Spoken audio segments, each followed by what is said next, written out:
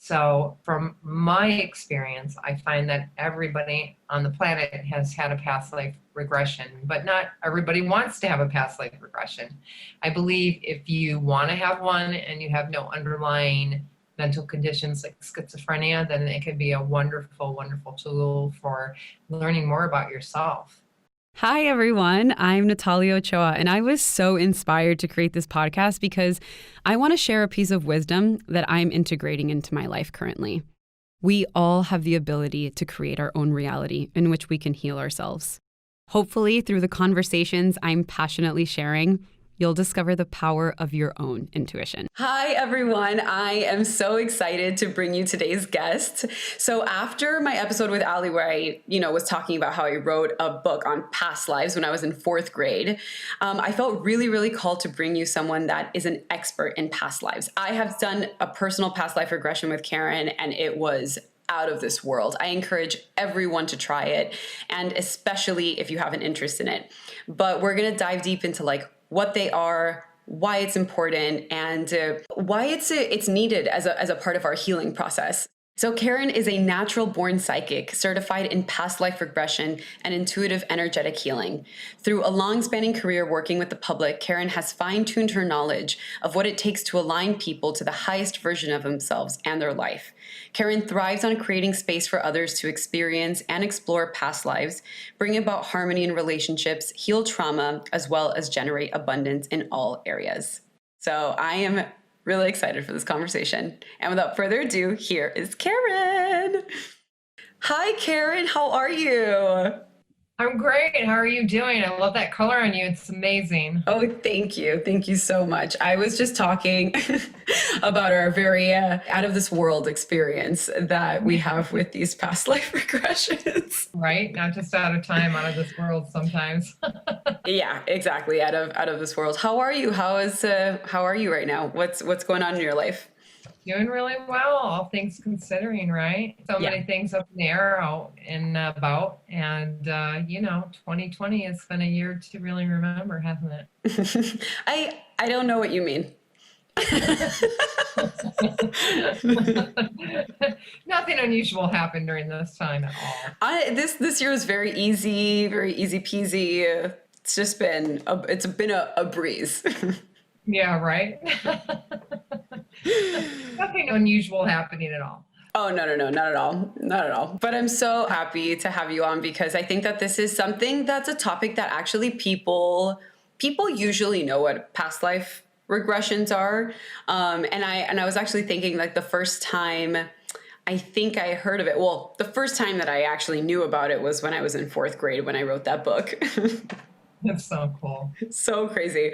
And then, when I was in LA, I was at a networking event, and then I had this actor friend of mine. He was like, "Oh my God!" I went to a past life regression therapist, and I was like, "Whoa!" I was like, "That's so cool." And I've always been into getting these types of readings, but I had never delved specifically into past lives. It's interesting, that journey. So I'm really excited to talk about the whole thing and dive deep into it. It is. It's amazing. It's something that kind of called to me from a very young age as well. I had my first spontaneous past life regression when I was 15. Like someone led it? Went there in a dream. Really, really real dream. And I woke up crying and my mom said, "What's wrong? Do you not want to go to school? Is something going on?" I was like, "No." I just had this dream and it was amazing. I was with this other young man and we're very in love, and then you're waking me up and I'm back at school and, no boyfriend, no guy, no love. I was like, oh. And then I just said to my mom, I go, "I don't think I'm ever going to forget that." And she's like, "Well, that's really interesting." And she never forgot it either. And I've never forgotten it. It was so real. Yeah. So were you another person in the dream? I looked similar, but I was another person. I looked a lot like Little Prairie. Uh-huh. That time period. Yeah. And we were on a porch and I had on the long skirt and kind of the flouncy top. And I was around the same age. I was a teenager. And I was laying on the porch with a young man around my age, and we were holding hands, just staring up at the sky during the day. What for you was, or what was your experience of your spiritual awakening? It happened in little increments over time. And then I had one big one that happened after I learned how to do past life regressions myself, and had been having them on myself, purposely done, not just spontaneously popping in during a dream. And I was sleeping at night and I couldn't fall asleep, and I was just tossing and turning, and I was in a new place. And for the first time ever, I was living on my own and was really deciding to make God a part of my life, because for a while I'd kind of walked away from all faith and spirituality and decided I was just going to do it my way. And I felt my body fall asleep, and my Asper body just popped right out. And I felt all this love and all this peace. And I thought, wow, this must really be how you pray. I must really be doing it right, because this feels really good.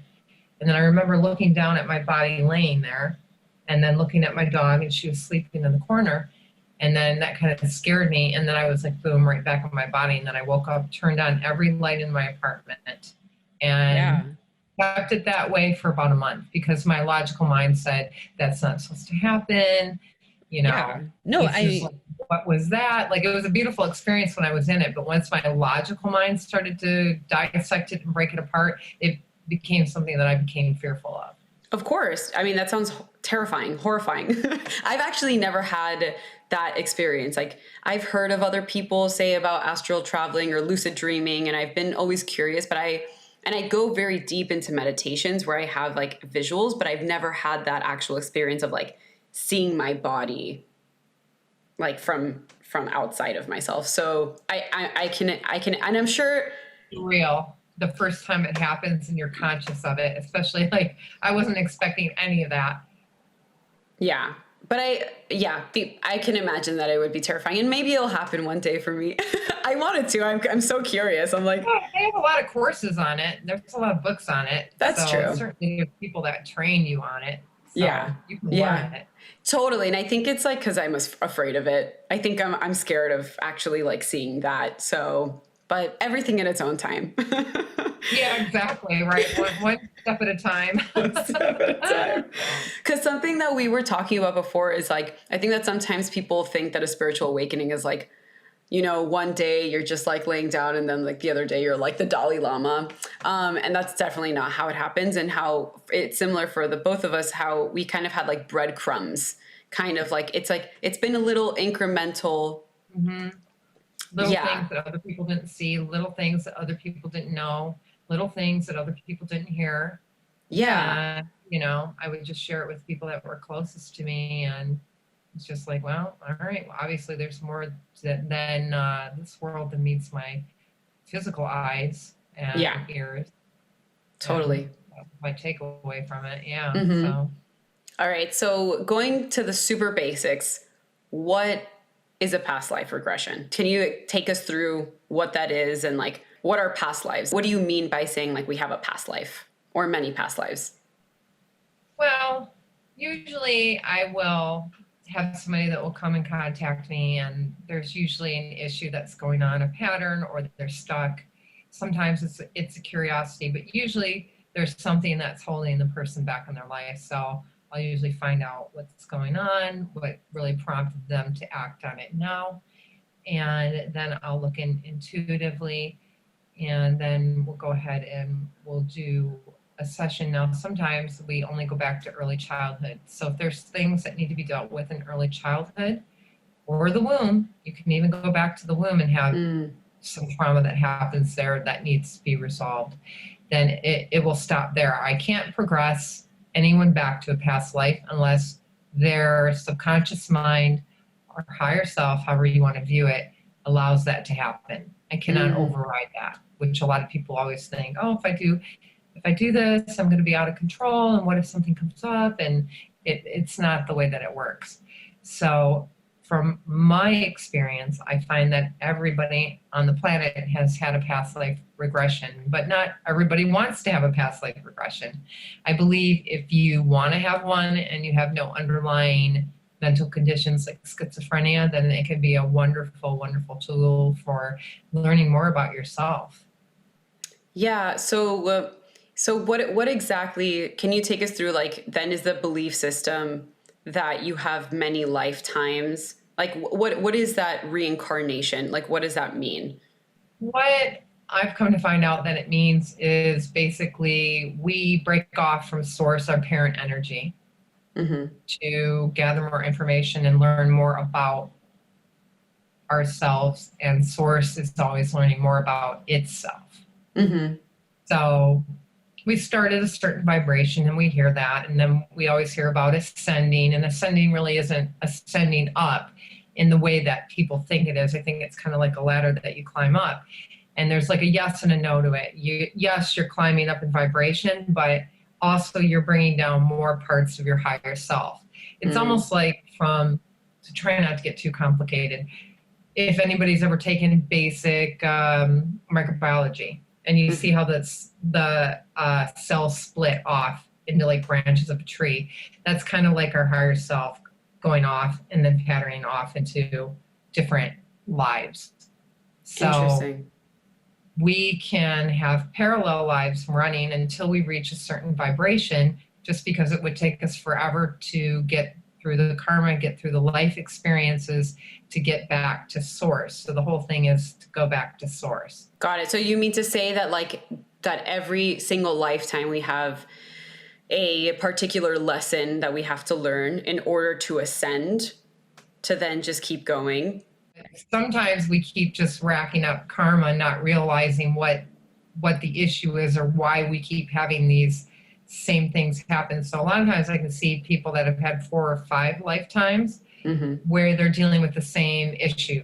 Oh, interesting. So it's almost like you come back and then you come back again and then you come back again. Basically what you're saying is that your soul comes back to the earth realm after it passes because it needs to continue to ascend and it needs to learn that lesson. Yes, it's all about refinement and again, regaining that original part, but now with all this information that's been gained through all these lifetimes and bringing it back to source. That's so cool. I think that's amazing. So awesome.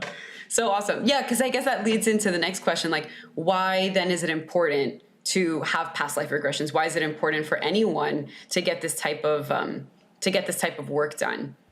I would say to really understand your life path, to not keep creating the same karma over and over again, to be able to create an understanding so that you can kind of cut through that karma and get to the other side and get that piece of information that you've been really longing to get in this life so that you can move on to something else. Can you give us a specific example of what that would look like? The thing that I struggled with a lot, that I've seen a lot of people struggle with, is wondering why we find people, especially as healers, that are more on the take, or one of the very popular things is narcissist codependent. And I don't hold one above the other because they're both culpable in the way that they come together. So I want to make that very clear.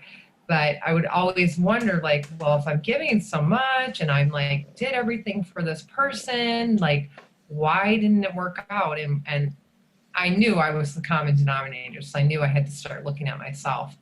But at first I was just like, I don't get it. Like, I would love if somebody was like, all like, oh, what would you like to do? And all that.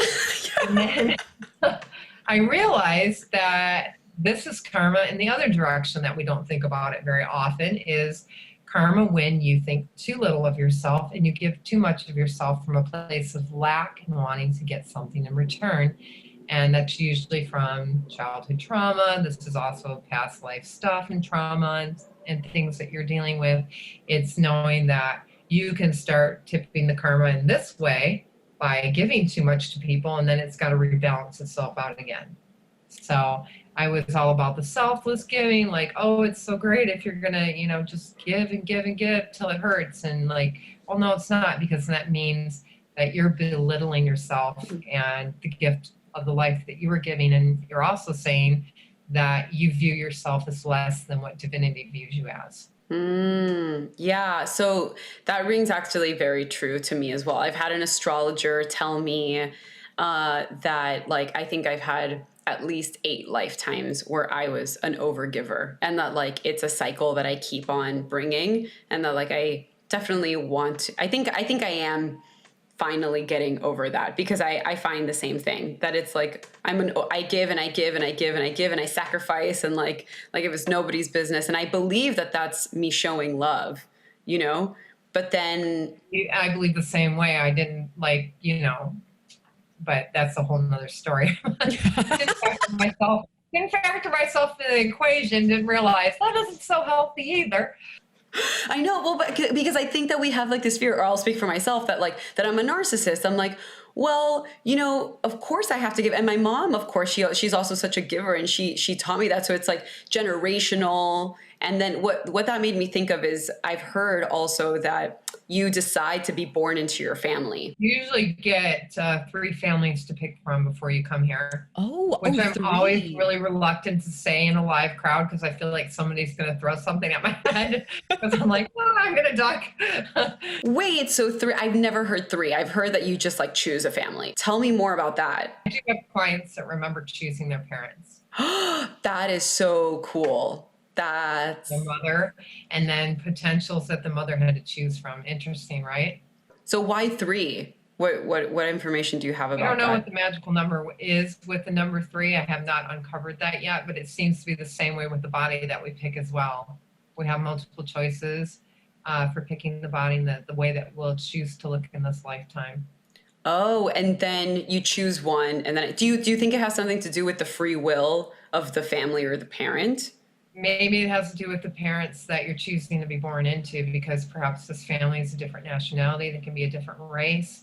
So then that body would obviously correspond with looking in line with what the parents appear like. So that could be part of it. And do you think also it has to do with those 3 choices? Do you also think that they're all kind of within the same scenario, let's say? Like, whatever trauma that you have to heal, like it's still kind of going to be parallel. It's just 3 different options of. Yes, the people will be struggling with the same thing. Like, just continuing on the exploration of why it's important to heal past lives. Well, not only is it important in the way of not repeating patterns and understanding why you're doing it, but it's really cool because you can bring back gifts from other lifetimes. Oh, talk about that. Let's hear about that. So you can bring back skills with public speaking if you have some difficulty with public speaking in this lifetime, confidence issues with art. Perhaps in another lifetime you were an artist. Oh. You can bring that back and accelerate your learning. It's not like you're going to be a Picasso overnight, but you'll definitely have moved many steps in the process. Oh, so you mean to tell me that basically through accessing our past lives, then we can heal some things from the past, like to repeat the patterns, but then also bring back things to enhance our life? Absolutely. So we can move past blocks, and then we can bring in more of what we want to experience in this lifetime. Oh my God, that's so cool. That's so cool. So what are like little indicators that you hear that like people start listening to being like, oh, because for example, I have a friend that he's like, I feel this deep connection to this like certain family from the past. So what are little like signs that people start listening to that you would advise people to like get a past life regression? Usually people know. It's like they'll go somewhere and they're like, it's so strange. I knew where everything was before the tour guide was even telling me. And I was like going, I know this room, I know that room. And I've always felt drawn to down south, or always felt drawn to England or to France. And I took that language, I picked it up really easily. And I know I had one particular person that had found me, who once they visited, and I can't remember exactly where it was, but they visited this European country, and then they started having reoccurring dream after reoccurring dream after reoccurring dream, kind of same scenario. They were seeing these two nuns that were looked at as saints, and they couldn't figure out who they were. So they came to me to figure out who they were. That's crazy. Yeah. Yeah. So That's, a and lot of then, reoccurring dreams. I had a friend that once she went to Japan, she started having reoccurring dreams of being on horseback and fighting with a sword, but she was a woman. mm, Now, for a long time, they didn't really tell us that there were women Vikings, and they didn't really tell us that there were women samurai soldiers and women that also fought in wars. I mean, for the longest time, they kind of just talked about men's roles in this, and it's been just the recent past mhm. that this has started coming to light. So she didn't have any idea that women ever had that role in society. And she kept having this dream after visiting this place, and then woke up after seeing herself getting killed in that life and felt like she was having a heart attack. And she woke her husband up because thought she was having a heart attack. She's going, Mm. you need to take me to the hospital. I think I'm having a heart attack. And he started helping her down the stairs. And then she goes, okay, I know what you're trying to tell me. That's how I died in that life. I get it. And the pain immediately dissipated. Interesting. So what if that situation happens to you, what do you do from there? Well, basically, what it wanted to do was show her this pain that had been unresolved. Mm. And through her dreams, her subconscious now had enough of her mind that would be paying attention and not preoccupied with other things, that it could get her attention to show her, hey, this is something that's still hanging out in your energy system. You just, Ah, sometimes you just need to watch it leave. Because a lot of times people are like, well, what do I need to do? Sometimes you don't need to do anything. Sometimes you just need to watch it go. You just need to bring it to your awareness and watch it leave. right. And would you say it would be the lifetime right before the one that you had now, or it could be from any lifetime that you have to resolve? Sometimes there can be, depending on where the soul's development is at, you could be going back 500 lifetimes, and it could still be affecting an ultra sensitive person. Wow, that's really intense. Well, I mean, I guess it makes sense with what you're saying with the lessons in the ascension, right? That may be at that. We're running multiple lives, over 100 at least every time, until we reach this certain level. Then that's potentially hundreds of thousands of lives that we could draw off of.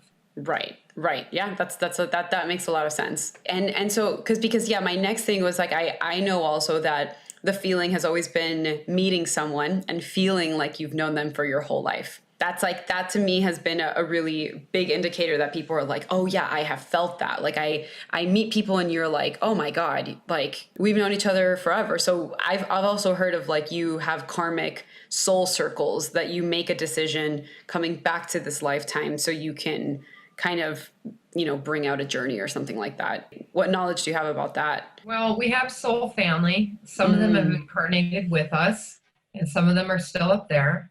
Okay. And we also have some soul family that decided to incarnate with us here during this time. And not necessarily is our biological family part of our soul family, which is interesting. We incarnate in groups, and we also leave in groups. So you will notice in families a good amount of passings within 2 or 3 years of each other, just like groups of family members will pass within the certain time frame. That's what you're seeing.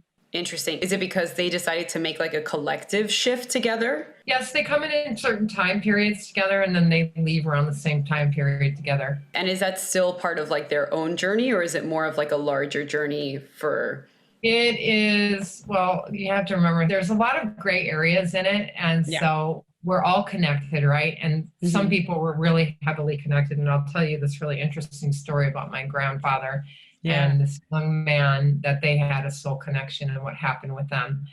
And so basically, when that happens and you're kind of planning for your life, you have a window of time when you can be born, and you have a window of time when you can choose to leave. So sometimes you'll hear about people that are very connected at the hip. They were married, they did everything together, and then one passes within like 2 days or a month of the other one.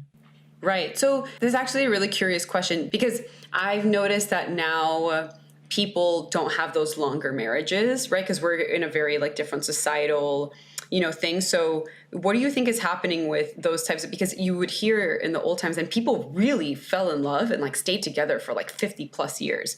That's not happening in today's society. Why do you think that is? I think it was a matter of survival.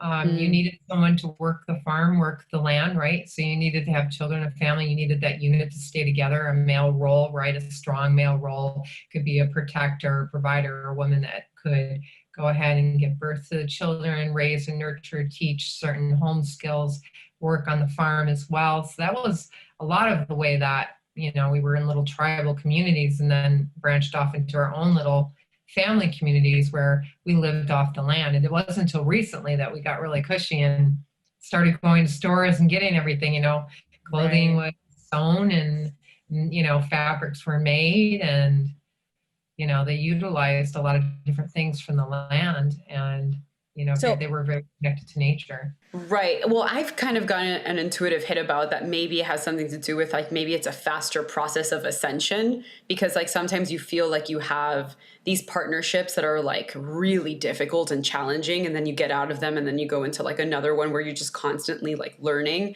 Do you think that that's also part of it? Because sometimes when things are easy and you're with someone and for a long period of time, maybe you don't learn as much in this lifetime. Right. And a lot of those people weren't really always happy. I mean, they were pretty limited, and divorce was really frowned upon. And some of them lived in really abusive relationships and lived without love. And so there was a huge stigma on that. If Yeah. someone was to get divorced, it did happen, but it was more of a rarity. So it's more of a freedom of showing people that not everybody's meant to have kids, not everyone's meant to get married, not everyone is meant to follow a stereotypical way of life, which is really much coming into the age of Aquarius. Aquarius is very much the individual and doing your own thing, marching to the beat of your own drummer. But I'll go back really quickly to the story because it's very interesting about my grandfather.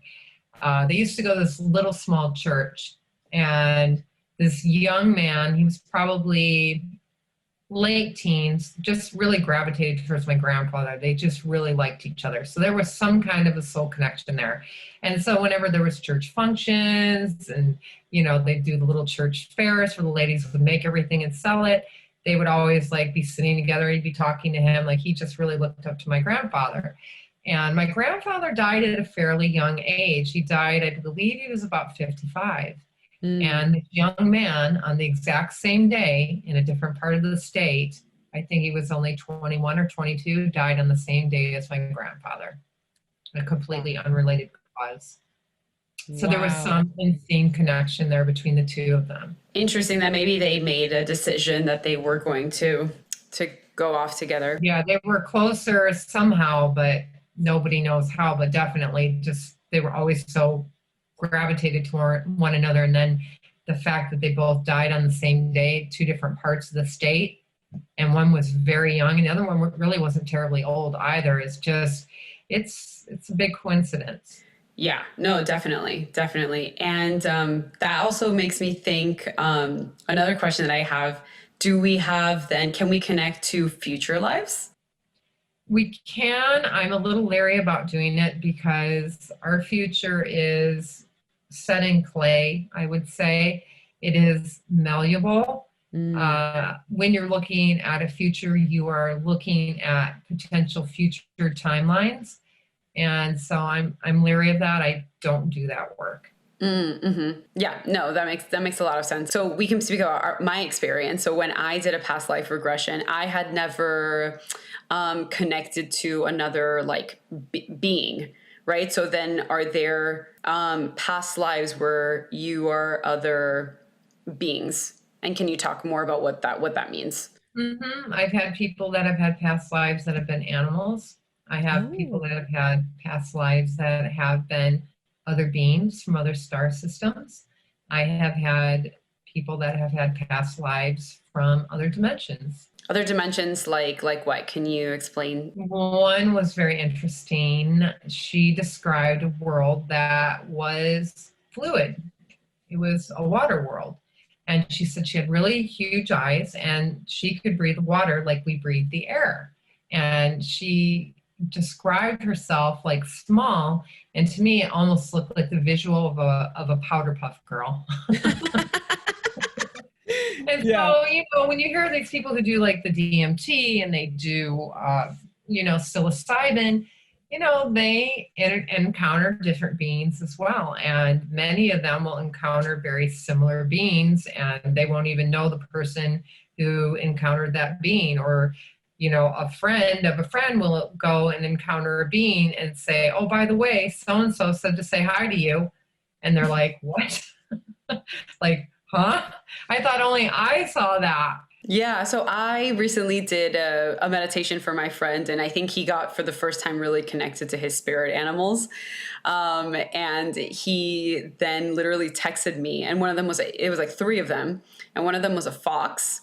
And he says that ever since then, there's been like a little fox, like an actual fox following him. And he's been like what in the world? And I'm like, yep, it's so cool. Yeah, power animals and totem animals, they come around to help all the time. And each one has different skills, and it's building a relationship with them. And through building a relationship, that's part of the work that I do with people. And just through building a relationship, you find out how they work with you, what their skills are, how they're going to help you moving forward. Yeah, can you give a little example of what that looks like? Like, that sounds so fascinating. One of mine that I journeyed for was to deal with self-confidence and trusting, and it was the dolphin. And the dolphin had like little movements for me that would kind of be really joy-filled, and was like jumping around and doing really fun stuff when I did my shamanic journey.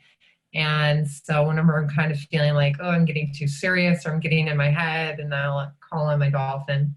Oh, interesting. So once you get connected to that animal, you call on them and you ask them to just help you in that situation. And what does it do exactly? Mm-hmm. Which is maybe why I wore blue today. Yeah, that makes a lot of sense. So basically, it's like setting the intention of how you want to feel, and that animal can help you to feel that. Well, when you journey, you're journeying for a specific animal to help you with something that you feel like, I could use a little extra hand in this, some extra wisdom. And then you journey to this certain area, and then you ask if there's any animal that would like to come forward and help you with this. So is it like an animal that's alive that it's their spirit that helps you, or is it just... They're like the ascended masters of the animal world. Oh, I see. Kind of like their higher consciousness of that group of animals. Oh my God, that's really beautiful. I love that. Yeah. So recently I had someone ask me, he came into my house and he saw that I had like singing bowls and things like that. And he was asking me the question, like, what exactly is energy healing? So I wanted to get your perspective on what that is. My perspective on energy healing is that we're 99% energy according to science, 1% physical, which is crazy because what you're seeing only represents 1% of who I really am. So when we're dealing with energy healing, down at the very base level of energy is light. So it's all about the manipulating of light and light coming from source and putting things kind of back into an equilibrium for people. So then, for example, when you are healing someone energetically, what exactly is going on? Are you reading their energy and then putting it back to, creating that equilibrium? I'm looking for blocks. I'm looking for disharmonies. I'm looking for energetic parts that need repair. I'm also communicating with their energetic self and really finding out what they need. And then, yes, it's working with different colors of light in different passions to create more wholeness in the person. Got it. So why do you think that we're so disconnected with our energetic self? Because we're never taught that it is such a thing that we should even be paying any attention to it. Everybody knows how to work their muscles out. Everybody knows how to make their mind stronger, reading, studying. Everybody knows about their emotions. We can go to a therapist. We can go to a psychiatrist. We can learn more about how our emotions work and how to work with them. But just until recently, nobody ever really talked about energy work, energy healing, and just how much of us is energy. It's most of us, everything is energy. It's not even solid. If you look at it under a microscope, to me, that should have been the first thing that we always looked at, because that's the bulk of what everything is. Yeah, I'm really happy that meditation has become such a trend now, right? Because I'm so happy that too. Yeah, yeah. people need to work with that. I mean, we're in energy. I mean, if you don't know how to work with energy, life isn't as fun, really. Yeah, definitely. Better when you know how to work with it, a lot more fulfilling. Yeah, yeah, absolutely. And I think that you can really start to heal a lot faster as well. Create so much more of an understanding about the world around you, right? And your life within it. Mm-hmm. It's like you're Yeah. swimming in the ocean and you know nothing about the ocean. And then somebody goes, oh, by the way, did you know you're in the ocean? And like, if you swim this way, it flows a lot better. You're like swimming against the current and it's like, listen, you could just turn this way. Yeah, so I'm happy that people are now becoming more conscious of meditation. But then when I would do meditations or, for example, past life regressions, there's kind of like a click that happened for me that I was like, oh, meditating isn't just about quieting my thoughts, even though that can be part of it, right? But then it could be being connected to my higher self or being connected to other parts of myself that make me feel more empowered, that are outside of these limiting beliefs that I'm thinking of. I always look at meditating like the old fashioned like stereo dials. They used to go like that when you couldn't find a station, when you were kind of in one of those zones. And it's kind of like our consciousness is always doing this. And when we meditate, we start to get it to go like this. Doesn't mean we stop the thoughts. You can get into the gaps, but in the beginning, it takes a long time. It's really getting that needle so you can kind of like hone it in and kind of slow things down when you need to be mindful and pay attention to what's going on around you. Instead of getting caught up in emotions and letting somebody pull you into fear. And you can like take a step back and go, okay, wait a minute, let me look at the big picture here. What's going on? Yeah. Yeah. And because it's interesting, I've actually heard someone say recently, oh, it sounds like spirituality is very similar to therapy. And I was just like, yeah, almost, but a much deeper way of. And I think all the modalities have their place. And I think it's time that we start treating people holistically instead of piecemealing and compartmentalizing human beings. Yes. You need to address the emotions. Yes. The physical, the mental, right? Yes. You need to address the energetic. That's holistic healing. That's how all that happens together. That's where the beauty and the magic is. Instead of just, we're going to work on one area on this, forget the rest. Yeah, it's bringing it all together because it's not either or. It's not the therapist or the energy healer. It's like, how can we combine all of these modalities? Because we all need healing. Like it's every single one of us, like you said, if we're here to ascend, right, to learn a lesson, then we're not going to learn that lesson if we're not asking for exterior help. And I think that it's okay. And I think, and someone else once told me that, it seems really hard to find and it seems a little bit inaccessible, when they want to learn more about this stuff. So I wanted to ask you like more specific questions about like this journey that you take someone on and your work. So for example, when you're looking at a past life regression, like what are the different ways in which you can see yourself in that past life? Can you be a man or a woman? Can you take us through all of those different modalities? You can be any nationality. You can be any religious persuasion. The way that we learn best is through direct experience. There are checks and balances in the universe, even though some people, aren't too sure about that. At least this has been my experience. And when I'm taking somebody through it, I am in a semi-meditative state. So I'm journeying with someone in a shamanic way. And a lot of my heritage is a Sami tribe. So it's sort of there's a family thing there. There's healers on both sides of my family, my mother's and my father's.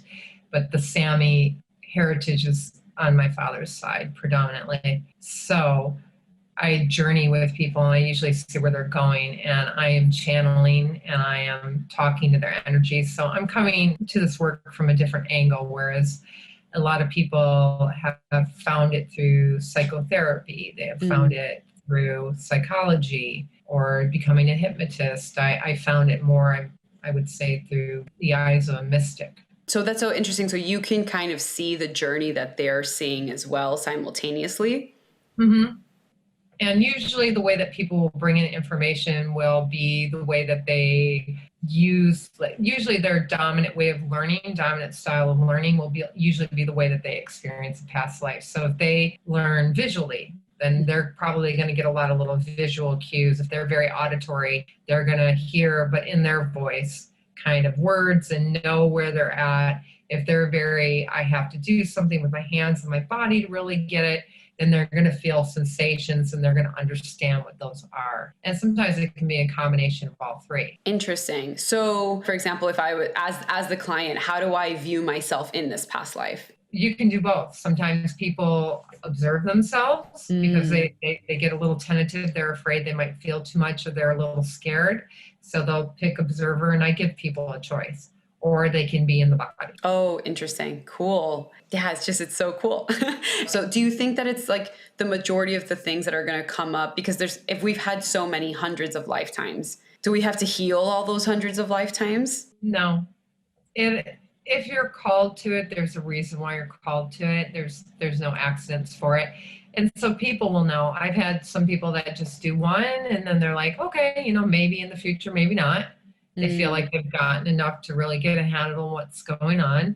And other people just love the information that they get about their soul's journey, about who they've been. And, as we go on in life, we may uncover a new trigger or something that had deeper roots. It's like the healing never stops. Like people ask me, like, when are you done? Or when do you feel like you've arrived? Or when do you feel enlightened? And when do you feel this? It's like, you get little landmark points that kind of tell you are where you are, but you really never feel like you're there.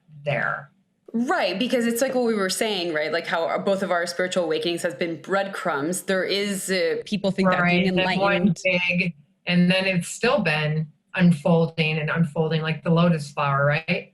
Exactly. So that's why I say fold when we leave. Right. So that's why I say we're on a healing journey, right? It's not like we're never healed. It's just healing and a discovery journey. And that's why it's important to think that we're constantly transforming and growing, and it's an ever evolving thing. So it's exciting. And people sometimes are like, oh my God, but I've worked on myself so hard, like now a new thing.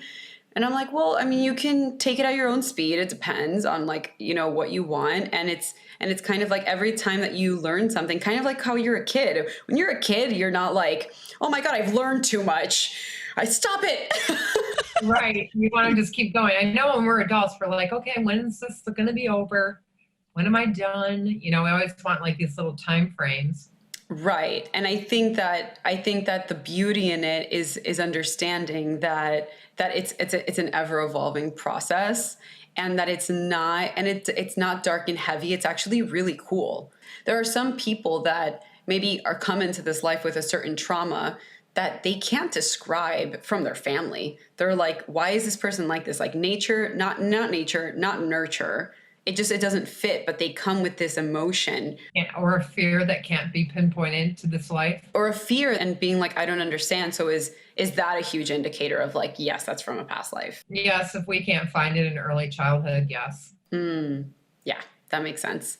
And the other question that I was going to ask, because I know that you also do group classes. So when you do group classes, how is that different from a one-on-one session? Group classes will be more general, obviously. And instead of me asking questions directly to the person, then I'm asking questions and the person is then just answering it inside of their mind.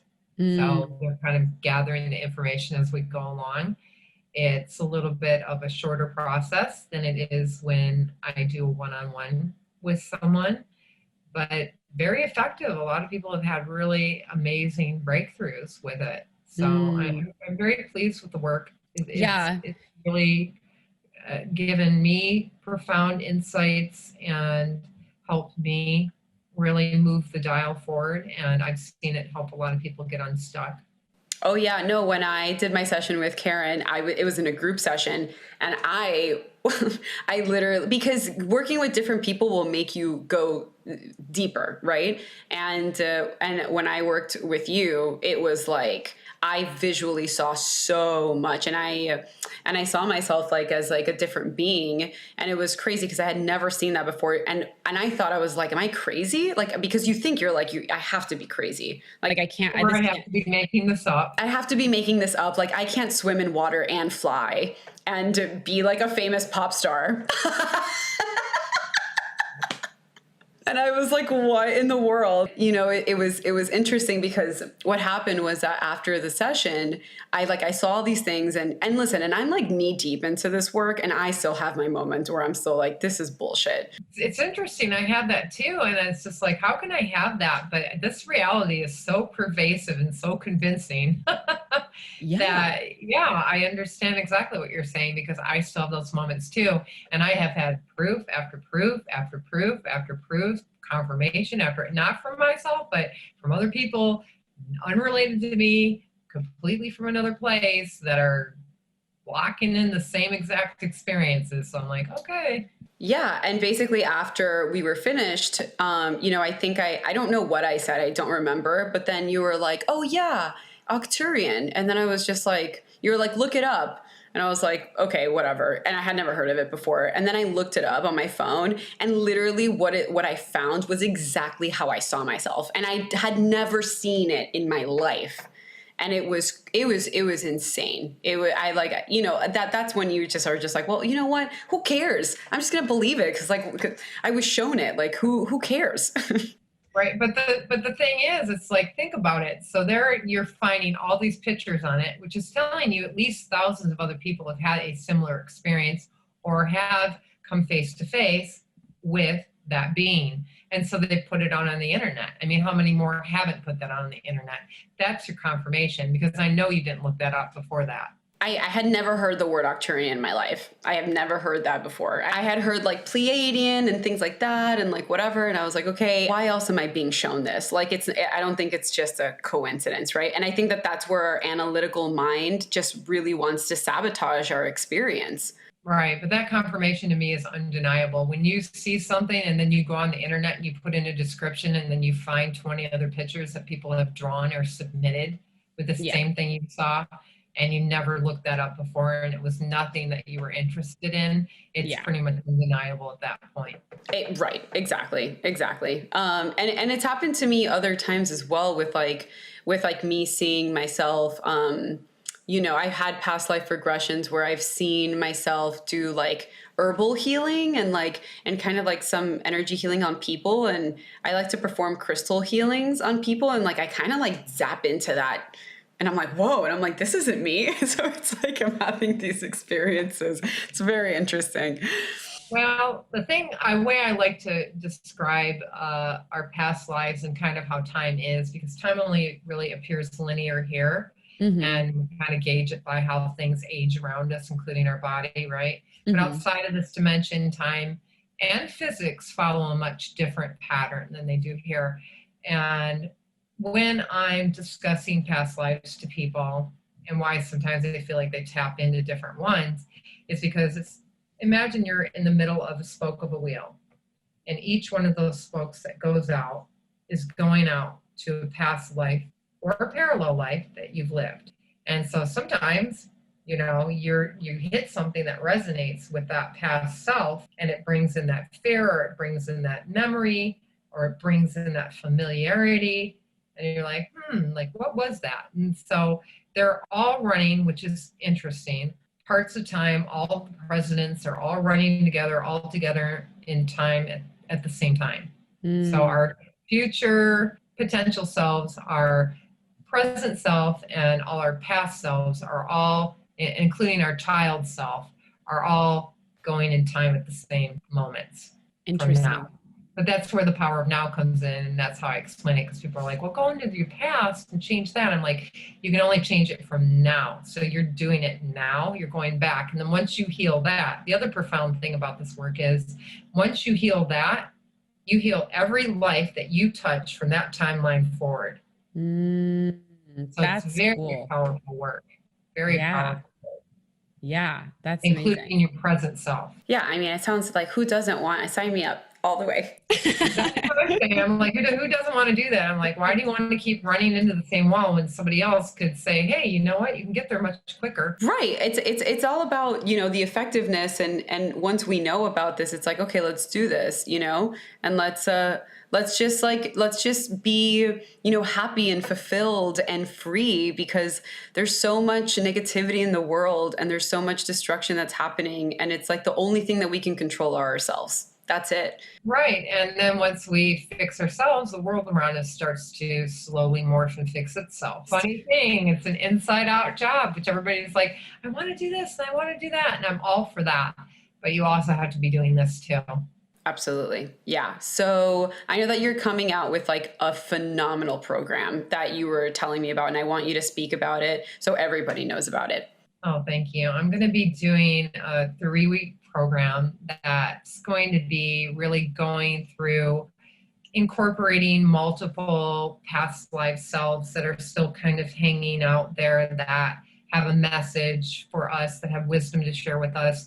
But there's something that we've been doing that's sort of been blocking their wisdom and has been blocking their energy completely reintegrating with us, and explaining the different archetypes that may show up and what they mean.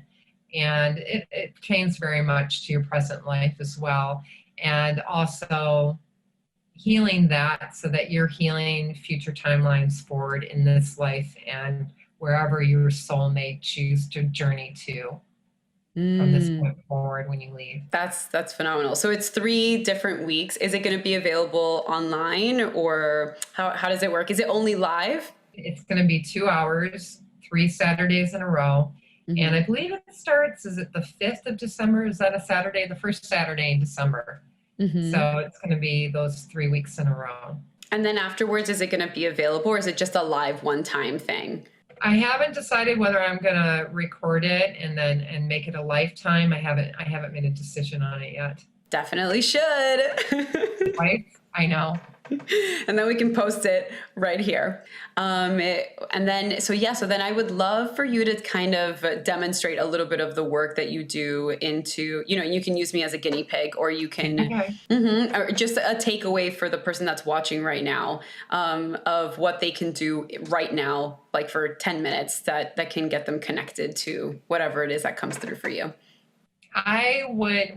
This is not exactly past lives, but it really helps to kind of get you centered in your energy. And it's basically, before you do something that's a habit, maybe you go reach for food that you don't need, or maybe you go reach for a cigarette, or you go reach for a drink, or you go to hurry up and call somebody that maybe isn't in your highest good, is to really sit with yourself and do some self-inquiry and say, why am I doing this? And then write it down and say it again. Why am I doing this? Write it down and keep drilling down and keep drilling down. Like, ask that question 10 times and really see what comes up. You'll be very surprised what you learn about yourself. And that can take under 10 minutes. That can take 5 minutes. Yeah. And you can really get some crazy insight as to what's really underneath that drive to want to see something outside of yourself. So basically, like, even I feel like you could even just do this on your phone. Like, you can, if you're about to call that person, open up your notes and ask, why am I doing this? And then write something down and then write it again. So then what exactly is happening at that point? Are you kind of reprogramming something, or are you just getting deeper into what's You're really connecting in with what's underneath that compulsion to reach outside of yourself for some type of satiation. So if you're reaching for food and you're not hungry, well, why? You might not be able to answer that off the cuff, but if you keep drilling down and answering that question, you're going to get into the subconscious and you're going to start getting some really deep answers. Maybe there's some abandonment behind that. Maybe there's some loneliness behind that. Maybe there's some unaddressed anger or depression behind that you didn't realize was the driving force that was causing you to act in these compulsive ways. So it's really know thyself. And writing is so important. Not just typing it, but writing it. The act of writing is a magical, energetic act. Yeah, can you talk a little bit more about that? Because I've touched on it before, but what is your explanation as to why it's so powerful to write something down? It touches different parts of your brain and activates different parts of your brain every time that you write something. And there's tons of studies out there that will do it more justice than I will. But the act of writing, the act of spelling, right? Creating a spell. It's all very energetic, and if it's coming from you, there is a certain creator aspect that's being activated there. That's really interesting. Yeah. The reason I said phone was just like if someone's in a hurry or if Yeah, you can like, absolutely do that. Yeah. So it's like, you know, if you have that urge to go, because like, I feel like people are on the go, and they'll reach for something. Do you feel like you can do it if you stop yourself? Like you would recommend to do it like right before you go for it? Yeah. Ask yourself why you're going for that piece of food when you don't need it.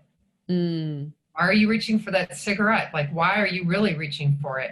Is it certainty? Is it connection? Is it taking the place of a friend or somebody that you're connecting to, and so that cigarette is your connection? Or is it just to breathe? Because some people just feel like they need to breathe, you know? Right? Are you looking for a deep breath because you're anxious? And so now you're going to breathe in deeper with a cigarette, and that's going to kind of calm you because you're doing deeper breathing with it, even though we're putting some things in there that are not very conducive to it in the long run. But I can see why people reach for those things. Yeah. And then at that point, when you uncover all these subconscious thoughts and you go to Karen and you're like, hey, Karen, look what I discovered. Let's work with this. Yeah, let's get this stick out of the bud so I can get going. Yeah, and just like heal it and just move on, you know? And yeah. And then you understand yourself and you understand why you did it, and you don't beat yourself up because you couldn't do it before. You have a deeper knowledge that wanted to just be addressed. There is a part of you that wanted to come forward. There's an energy in there that wanted to be released and transmuted. It has something to give to you. It has a gift for you.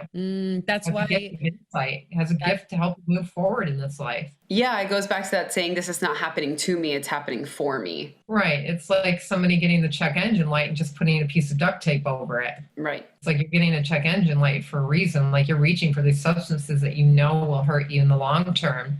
Why?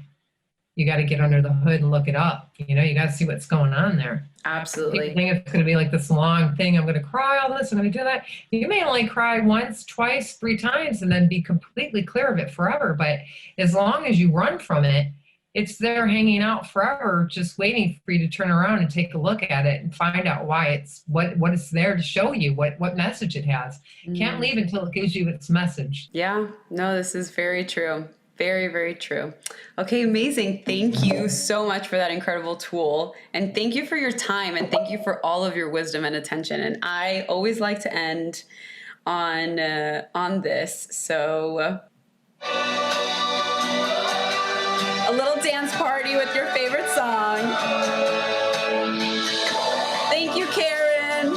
You're welcome. Full of questions. How can you measure up to deserve affection? To ever be enough for this existence? Everybody needs to choose a song that uplifts them and you can dance to. Your heart is beating. I like it because it's like you are beloved. You are beloved. Exactly. You are essential. You are essential, not accidental.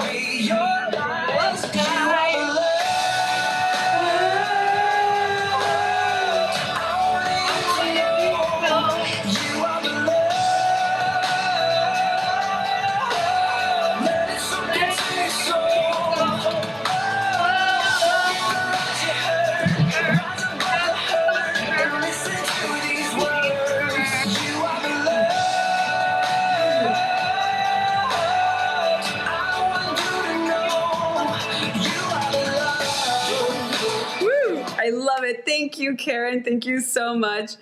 Please let us know where we can find you. Everyone should sign up for a past life regression with Karen. Do you teach group classes as well, or do you only do solo groups? I do one-on-one, and I do try to do at least one group past life regression.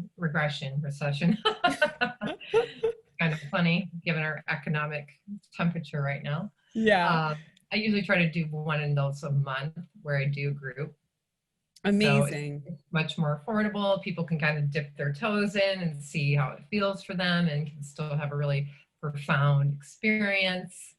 So you can find me at claritywithkaren.com. That's my website. And my Instagram is claritywithkaren.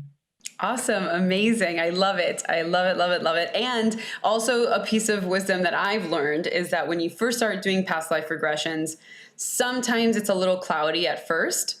And then sometimes things, the more you do them, the more clarity with Karen you get. Yeah, the more clarity you get. Just like anything, right? The more you practice, the better you get, the more fluid it becomes. Exactly. Exactly. Awesome. Thank you so, so, so much, Karen. Thank you. It's been a pleasure. Thank you so much for joining. If you found this podcast enlightening, please like, subscribe, share, and follow Power of Your Intuition _podcast on Instagram. This podcast is available on Spotify, Apple, and YouTube, and you can join my newsletter at nataliaochoa.com.